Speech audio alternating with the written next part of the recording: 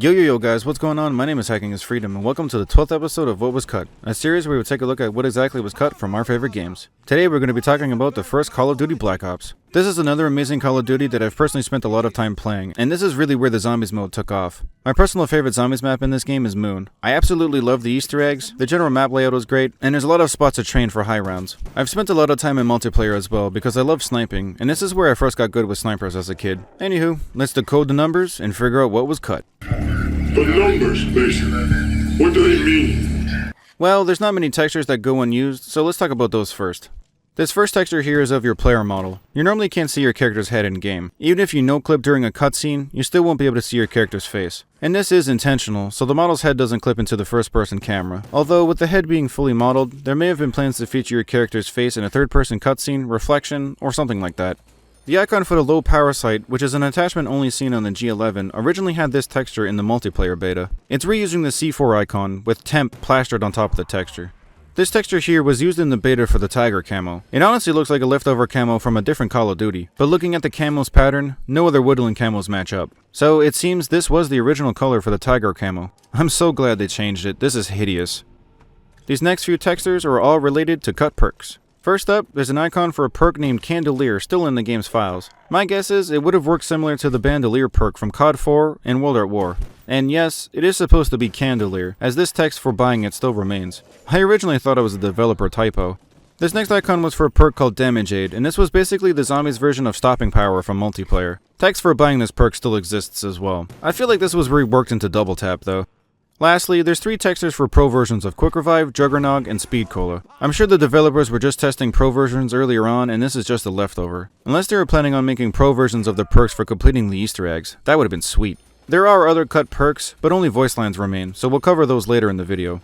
Next up are the few cut game modes, and sadly, not much is known about them as only texturing referencing these modes are left over. This first one is called Flag Runner, and I'm assuming this would have played like an MVP or a VIP game mode. The longer you hold the flag, the more points you'll get.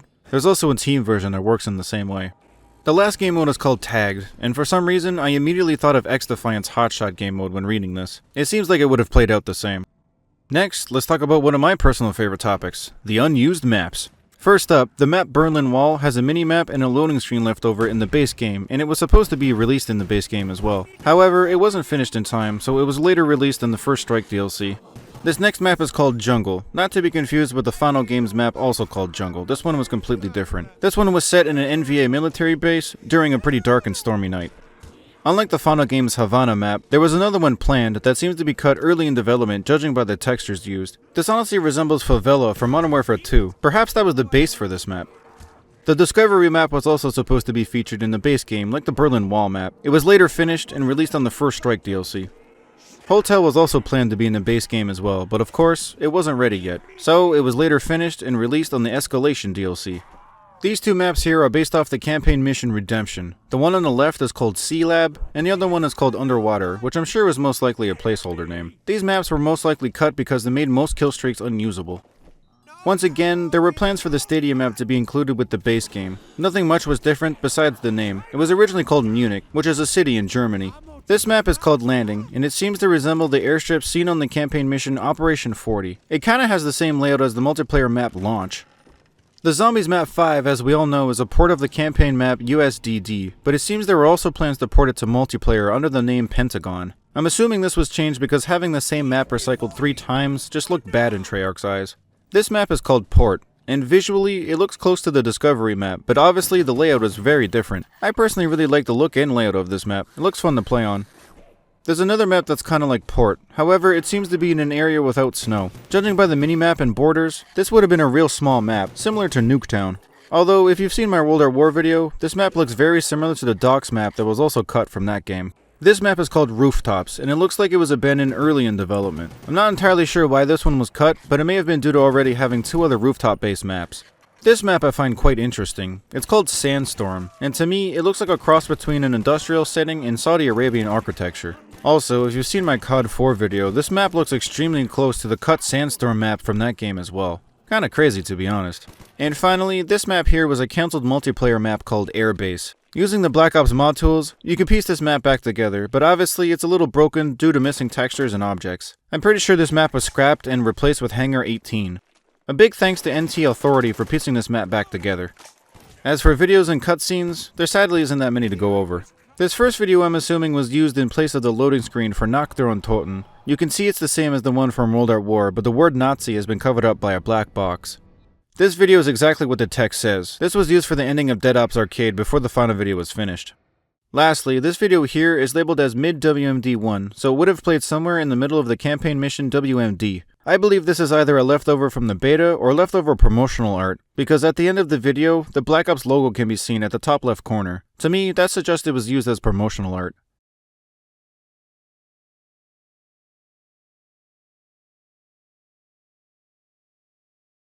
As for sounds and voice lines, there's a lot less than I thought. Most CODs have a ton of voice lines left over. These first voice lines are all from the NVA faction announcing some cut game modes. Hardcore, demolition, hardcore, domination, hardcore, sabotage, hardcore, wager match.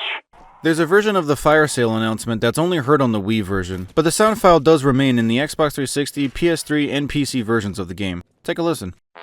Attention, zombie shoppers. Time for a fire sale.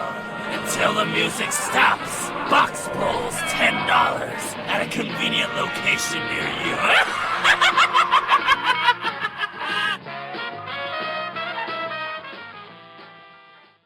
The next voice lines are all for Cut Zombies perks. The first one being for Boom Juice. Boom Juice! Hell yeah, that drink is made just for me! This has texture like oil painting. Like a kamikaze on a hot day. The drink that makes you go boom! Ha ha! These voice lines were for an earlier version of Boom Juice, when it was still called DTP Boom. DTP Boom! Yeah! This drink is pretty good, but it's so hard to swallow. Ah, now this is satisfying. I go boom now! And we have some voice lines for a perk called Pronade. Ah, yeah, that's good stuff! Those monkeys are stealing my jumping juice! Hey, that's a little bit like beer. No, the monkeys are stealing my stuff. I think this was rotten. They are taking the boom brew! With this, I can go down even quicker. 9! The dirty, hairy little men things are taking my things! I'm assuming all of these perks were just earlier versions of PhD Flopper, judging by the voice lines. The only one that may have been a bit different was Pronade, as it seems to affect jumping and crouching as well. And finally, we have voice lines for a perk called Tough Brew. There's not much info on this perk, but I'm assuming it was an earlier version of Juggernog. Tough brew! That's what I'm talking about! This drink goes down like glue. A drink for a true warrior! Oh yeah, maybe this will toughen me up. It's time for everyone's favorite topic, unused weapons. And we're gonna start with a weird one. The 357 Magnum for World at War is for some reason still left over in the code of Black Ops. The model can only be seen with the mod tools installed, so I'm guessing this was used as a placeholder for the Python revolver at an earlier point in development. Every SMG was planned to be dual wieldable, like we saw in Modern Warfare 2. The SMGs that were also planned to be dual wieldable still have a left side variant of their weapon model, those being the Spectre, the MPL, and the Uzi. I love the MPL, so imagine dual wielding MPLs, that's nasty. A model of the M2 flamethrower from World at War is also left in the game's code. It looks the same as the one in World at War, but it's missing some hoses and the canisters on the back. I'm thinking this was used as a placeholder for the flamethrower underbarrel attachment. However, I think this is the model from Dead Ops Arcade. There's oddly a super early version of the Winter's Howl from the Zombies map 5. This model looks nothing like the one we got in the final game. To me, it kinda looks like a weapon from Fallout 4 or 76. There's a model of a crossbow with an ACOG sight, which I'm sure you know never appears in the game. There's also a unique model of the M14 with a veritable zoom attachment, and this was supposed to be used somewhere in the single player campaign. The Winter's Howl, crossbow, and this M14 can all be viewed with the Black Ops mod tools. The P38 pistol is only seen in a cutscene being carried by Steiner in the mission Project Nova. However, for some reason there's a leftover HUD icon for it. Perhaps they were planning for this to be fully used in the game. Did you know there's an unused AK-47 that was specifically made for zombies? The stats are a bit different than the one in multiplayer, their firing rate seems to be slightly broken, and you sadly can't pack-a-punch it. It also has leftover text for buying it off the wall, as well as a version with a grenade launcher attachment. You can use the AK-47 on almost any zombies map with the give all command. There's a broken version of the dual-wield CZ-75s, and they seem quite interesting. They only appear in the mission WMD with the give all command. I'm not sure if these were an early test for dual wielding, but as soon as you drop the pistols or swap them out for another gun, the game immediately crashes. A broken version of Mustang and Sally also exists on every zombies map, DLC included. These are very similar to the broken CZ-75s. As soon as you drop the pistols or swap them out, the game immediately crashes. These can be obtained with the give all command as well. There's also a broken version of the dual-wield Mach 11s. These can only be seen in the mission Redemption, and once again, they act like the other two broken weapons. Dropping them immediately crashes the game, and they can be obtained with the give all command. I really wonder why these weapons are here to begin with.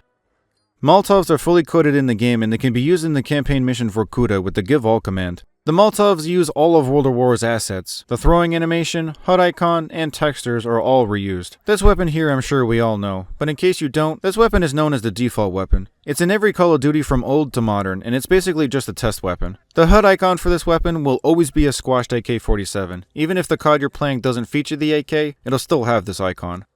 There's a lot of code left over for a chainsaw weapon called Sabretooth. It was supposed to be featured in Zombies as the file has the ZM prefix, meaning it's for Zombies mode. Sadly, no model exists, but with the leftover code, we can kinda see how this weapon would have worked. You can see here the unlimited ammo flag is set to 1, the ammo type is not defined, and the clip size is set to 999. Continuous fire is also set to 1, meaning it never has to be reloaded. Although, looking at this text here, you can see it would have worked on a cooldown system like a minigun. You can also see the player damage being 100, meaning that's an insta-kill, similar to being knifed by a player. I personally think the reason why there's no sounds to this weapon is because in this text here, the sound effect has an NPC prefix at the end, which usually means the weapon is used by AI. Plus, I'm pretty sure the sound that it's calling for no longer exists in the files. A big thanks to Zombie Man James for getting this to work in game. The Model 1887 from Modern Warfare 2 can actually be used in the mission Vorkuta with the give all command, although it seems to use the SPAS 12's attributes. It seems like it got pretty far in development before it was scrapped though, because there are two unique things about this gun. The first unique thing is the hipfire spread, and the second is the insane vehicle damage this thing does. This thing will basically one-shot any vehicle on the map. The next weapons I'm going to talk about only have text strings left over, so I'll go through them quickly. The Mach 11 was supposed to be featured in Zombies, but it got cut. Here's its stats, and it also has some wall-by text. The Scorpion is another SMG that was going to be featured in Zombies. Stats and wall-by text remain as well. We also have some text indicating the Stoner 63 was going to be featured in Zombies as well. A weapon file labeled as Delete Me Later COD 3 MG42 turret seems quite interesting. Almost no information is left for this weapon besides the text. My best guess is this was used as NPC turrets that can't be used by the player. For example, the M249 SAW is a turret that the NPCs use to constantly fire at their player, but it's completely unusable by the player. I'm guessing the MG42 was used as a placeholder for the M249, or really any other NPC turret.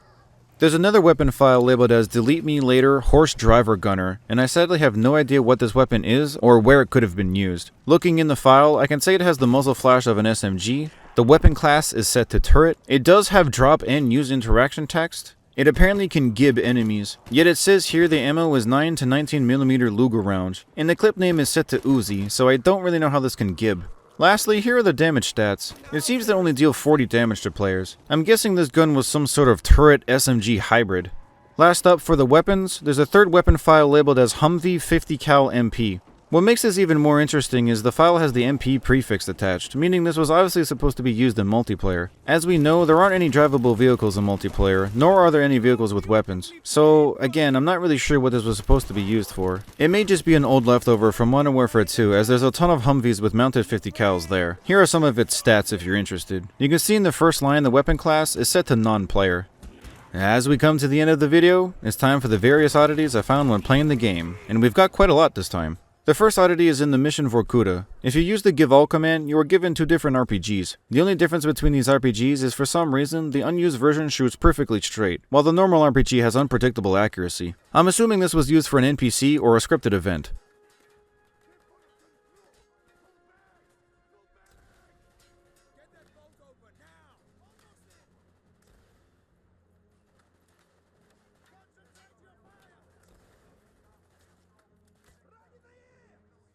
Also in Vorkuta, the scene where all the prisoners are running was pulled off by using low poly models and 2D textures. If you slow down the footage, you can actually see the model spawn in an A pose before the running animation is played.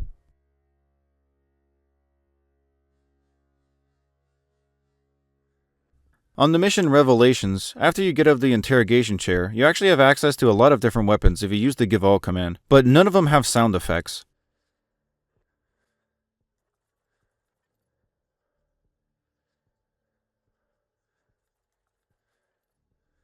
Also, there's two versions of the hand sway. For some reason, the unused version has no camera sway. I'm sure this was just added for realism.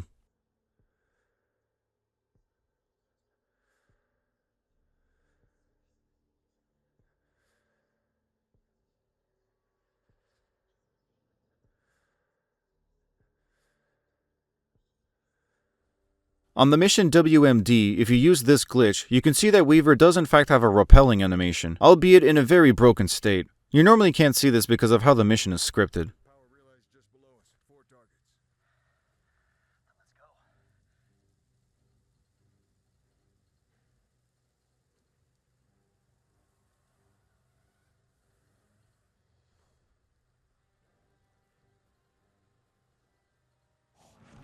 Did you know that Quick Revive is the only soda machine that has its texture sheet attached to the bottom of its model? No other perk machine has this oddity. Is this laziness by the developers, or do you think it was just an error? Let me know in the comments. Also, in this same map directly behind Quick Revive, there's an unused hallway with doors that look like they may have been potential window spots. And this pathway perfectly loops to the elevator. If you continue, there's actually stairs over here, albeit invisible, but they still do have proper collision. I wonder if this is old remnants of an earlier design phase where the elevator wasn't implemented yet, because the pathing does match up really good. The hallway behind Quick Revive didn't exist in a campaign version of this map, so the developers obviously had plans for something here. Nacht der Untoten actually has some interesting oddities when using Fulbright, starting with the trees in the background. If you use Fulbright, it seems to break the leaves texture. This doesn't seem to happen on any other map, although I'm assuming that's because this is a World at War map ported to Black Ops. Also using Fulbright, you can see that the wooden fence spikes are not textured correctly. You can see it much better over here.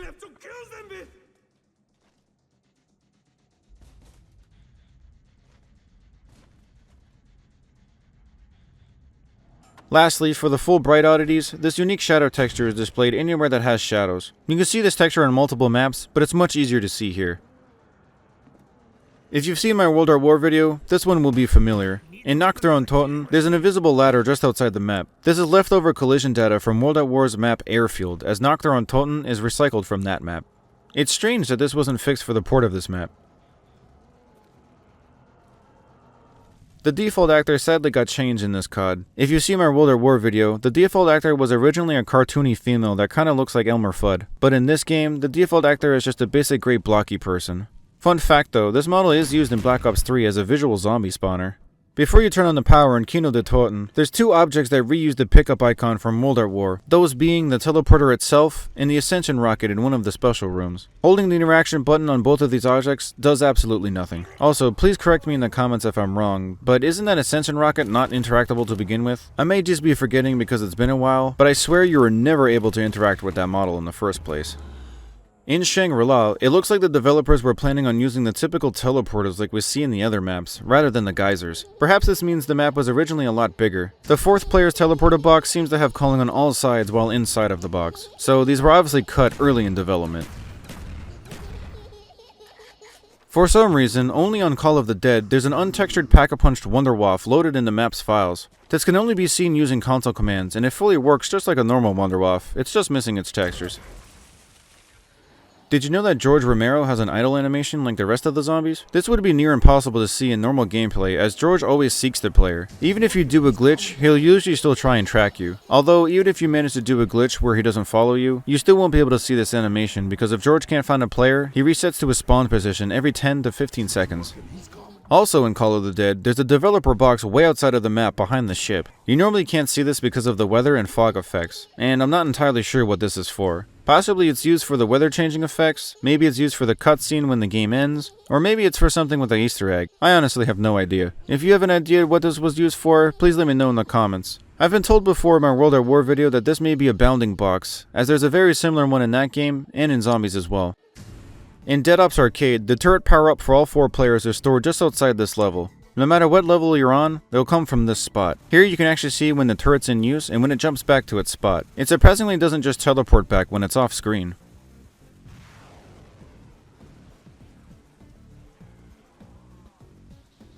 In this very same level, there's also another dev box. I have no idea what this one is used for either. I thought it was possibly used for the special or secret rooms you randomly get, but it didn't seem to change once I got one. Also, if you were curious about the level locations in Dead Ops Arcade, well, here they are. I was actually surprised to see that they're all pretty close together. Most of the time, small levels like this in one big world space are usually scattered around to ensure that no clipping happens. But I guess with this camera angle, it really wasn't needed. At some point in development, the developers were testing kill streaks in zombies. Some code for friendly attack dogs that seek out the zombies is still left over, and it was put back together by Zombie Man James here on YouTube. There's also text strings referencing other kill streaks, like the napalm strike, although I'm not sure how this would have worked, as most zombies maps have some sort of roof on them. Judging by this text string, it seems Dragon's Breath rounds were originally something you needed to swap to in order to use, just like how underbarrel attachments work.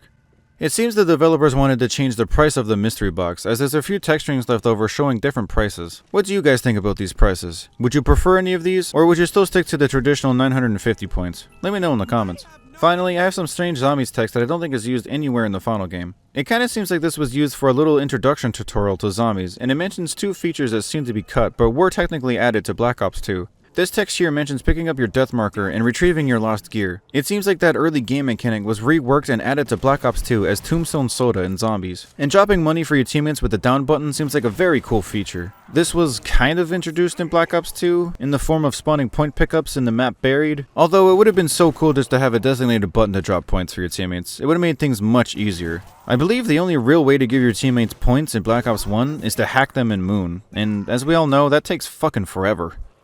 And that's all I have for Black Ops 1. If you haven't seen my previous 2 videos on Call of Duty, I highly suggest to go check them out. Call of Duty always has something interesting left over, and of course, more CODs are on the way. I'm sorry about this late upload. I was quite busy again last week, so I didn't have the time as I normally do to work on this. I had a bunch of stuff come in the mail, I'm still getting my new vehicle on the road, and I had to help some family members out. I'm also going on a camping trip with my family on August 6th to the 10th, so my upload schedule might be a bit messed up again. Anywho, if you have a suggestion for the next What Was Cut episode, please feel free to comment down below. With that being said, thank you so much for watching, and I'll see you in the next one. Peace.